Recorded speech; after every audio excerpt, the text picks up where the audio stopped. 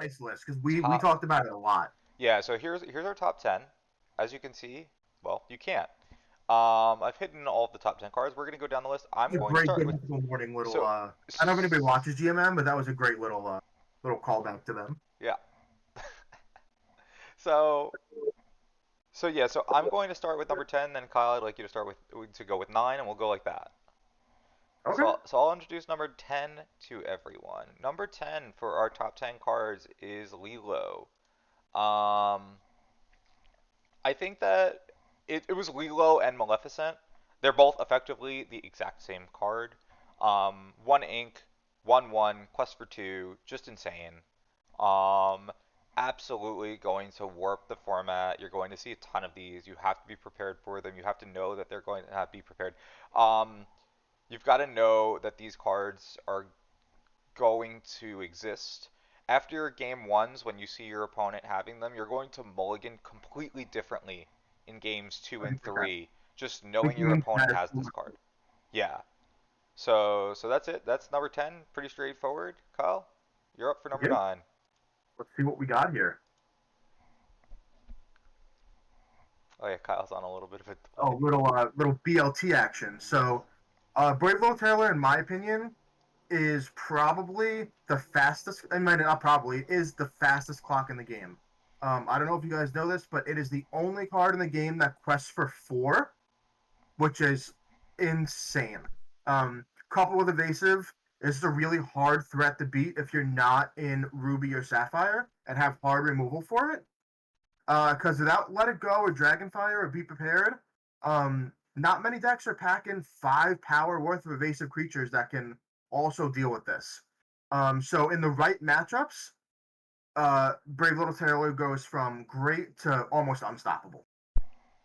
Agreed. Yeah, the card is really really good, and honestly, way better than what I originally thought. I originally just thought like, okay, it quests for 4, but like it costs so much, so who cares? But no, this game ends. It turns the corner so quickly and ends games immediately.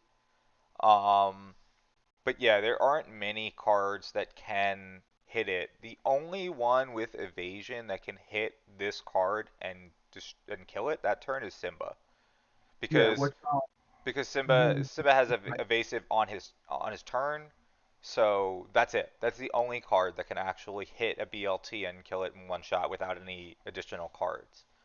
and Um, people may just start playing Simba for that exact reason. That's a possibility. it, If you're it getting it is definitely possible, yeah. So all right, so we got number 8. You guys just saw this one, but here he is. It's Cuzco. As Kyle mentioned, I mean, the card's great, right? Like, super, super powerful. And I think that the main reason why this card is even better than we or maybe originally had thought, was because it costs 5, right? So, like, because Just in Time is a card, it makes everything that costs 5 just that much more interesting to look at, right? He's a 2/4 for 5 that you could cheat in on turn 3 potentially in a just in time deck. He quests for 3, and his he has ward on itself is great. But then the yeah, fact that he has his ability no touchy, um which does exactly what a Cheshire Cat does, right? Like when it's challenged and banished, you banish the challenging character. So really, really frustrating to remove. More frustrating to remove than even a Mad Hatter, and quest for a bunch, and really just yeah. It's also the most frustrating in the Ruby Emerald deck. Playing that with Shield is makes this card literally only gets banished to be prepared. Without a be prepared, that card is questing for 3 a turn, and I think that little interaction is like worth even exploring in a deck of its own. yeah, definitely. All right, so Kyle, you've got number 7. See, I'm seeing it the same as everybody else, just on a little bit of a No, no, delay. it's on Discord for you. All right. Oh, You let have it to go. you yeah, yeah. This card is great. It's Dragonfire, but inkable. In a deck like Ramp, you need to be able to efficiently deal with other opposing threats because you're not playing that many characters on turns 4 and 5. There is obviously a downside to it, and putting something into the inkwell, but it's not as much of a downside as one would think, because a lot of times the value of an ink is not as valuable as the card that you're letting go. It's also a song, which is relevant, and Dragonfire is not. I think they're both very good cards, but I have sung Let It Go once or twice, and I think that's a nice little interaction. Yeah. Yeah, it's definitely a nice touch. Also, depending on the character that gets to sing Let It Go, it could be just hilarious to think about. Uh, That is very. have a villain sing Let It Go and win you a game, and just, it's the best. So, alright, so I've got an exciting one, a card that I truly love. Be Prepared is number 6 on our list. Be Prepared is a staple. You're going to see a lot of it, just like I mentioned earlier with Lilo. And as Kyle just mentioned with Let It Go, and you'll probably see them paired together. Be Prepared, Let It Go, and Mickey Mouse BLT will probably all be in the same decks. Right? There's a lot to be said about Be Prepared. It's a board wipe, right? It's a board wipe, but also, like you just mentioned, it's also a song. You can sing Be Prepared, and you'd be surprised if you get to sing Be Prepared with like a Hades. It's just fine. Like that's okay. Sometimes it's the wipe you need. Sometimes it's the reset button that can kind of get you across the finish line. So I It's think a that's enough for pretty Be Prepared. fun We've kind too. of Sing it and then play something afterwards on an empty board, like a right. BLT. Yep. Yeah, that's it. Yeah, Like, how do you beat that? free board wipe is something to be said about. Yeah. It's all right. We got number 5, All right, and honestly, one of my favorite cards in the set, there it is. Big Elsa. Elsa is fantastic. I will say that shift is an awesome mechanic, but there are many times where in the late game, even if you have the card to shift onto, you choose not to. Um, you sort of have to. That's one of the things that you learn as you play the game more. That you need to learn when that card is valuable to not shift onto. But regardless, this is the only card in the game that actually wins what I like to call the late game lore wars. Essentially, there's going to be a spot where you're both at, say, 15, 16 lore, and you're both sort of staring at each other. And there's a time when you're like, I can't win this game because those two cards on the other side of the field are going to quest and win the game, and I can't do anything about it. Elsa stops that and also swings back for 3, which wins game on its own. I think it's one of the best top decks in the game, aside from Be Prepared on a full board. Elsa is fantastic, and having 3 lore is also nuts. I think this card is so good, and you're going to see a lot of it going forward. Yeah. Yeah, Elsa's insane. There's a reason why this card costs so much dollar-wise too. Let alone the enchanted one that I put out there. I just think that it looks nice, so I just decided to use that one. But uh, but yeah, Elsa is awesome. I definitely am looking forward to playing with that card as we kind of move forward. I feel bad about taking the spotlight on number 4 because Kyle really does love this card so much. It just happened to be how it went. But here's Stitch Rockstar. I mean, we've already said a ton about Stitch Rockstar, right? But again, Shift 4 can be very useful.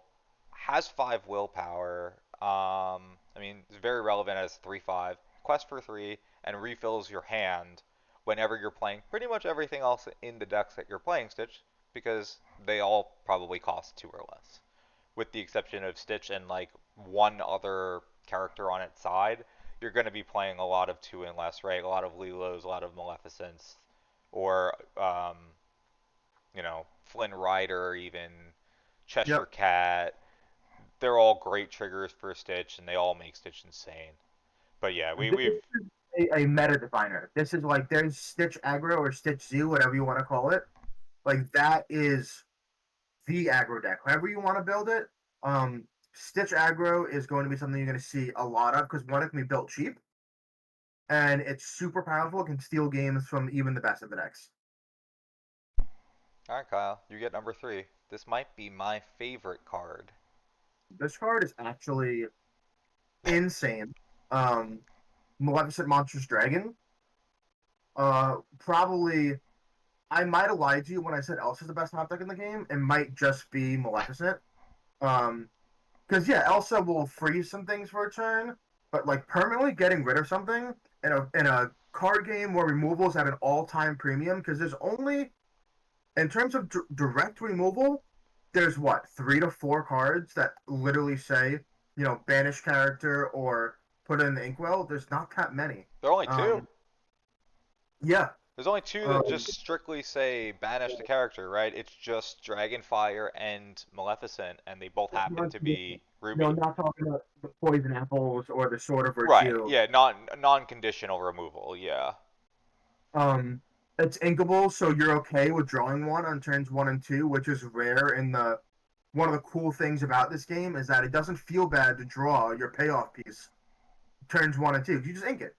You play 4, you ink it, and you move on. Um, I think it's one of the best design cards in the game, exactly for that reason. Yeah, absolutely. Alright, so, coming up is no. Oh, I'm so sad I don't get to say number one. This was poor design by my More planning. my More planning than brain. you. Yeah, for real.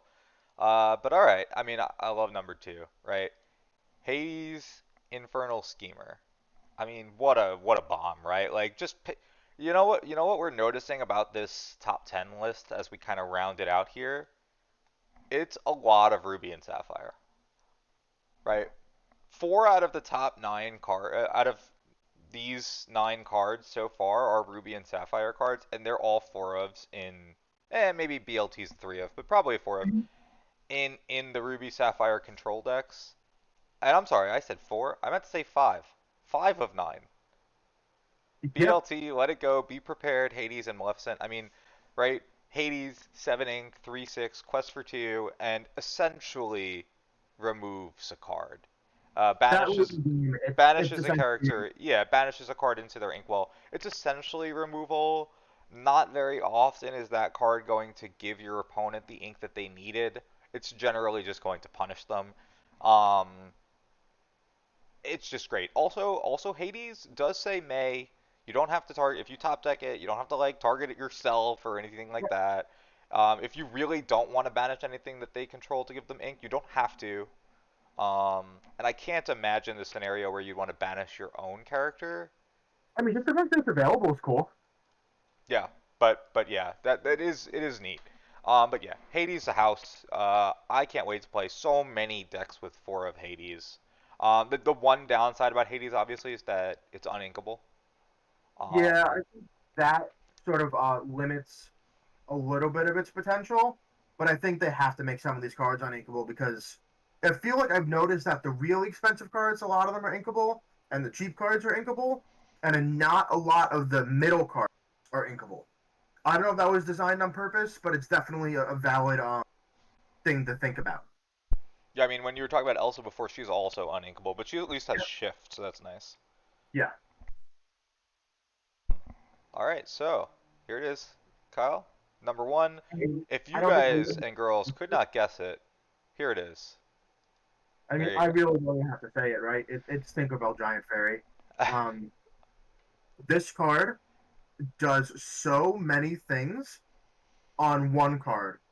It has shift. It has 1 damage that cleans up Lilo's even through Bodyguard. Its last ability, which is called Puny Pirate, which is like super on theme. I think it's one of the cool things about this card game. Also punishes people playing stuff like Simba and Bodyguards because you have to snipe something else anyway. Quest for 2, Inkable, 4/5. When you talk about pushed card design, I can't think of a more pushed card in the set. Um, if you're playing Steel, no matter what version you're playing for Tinkerbell.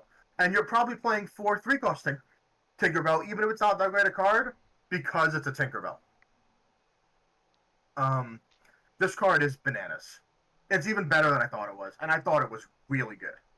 Yeah, I think that when we first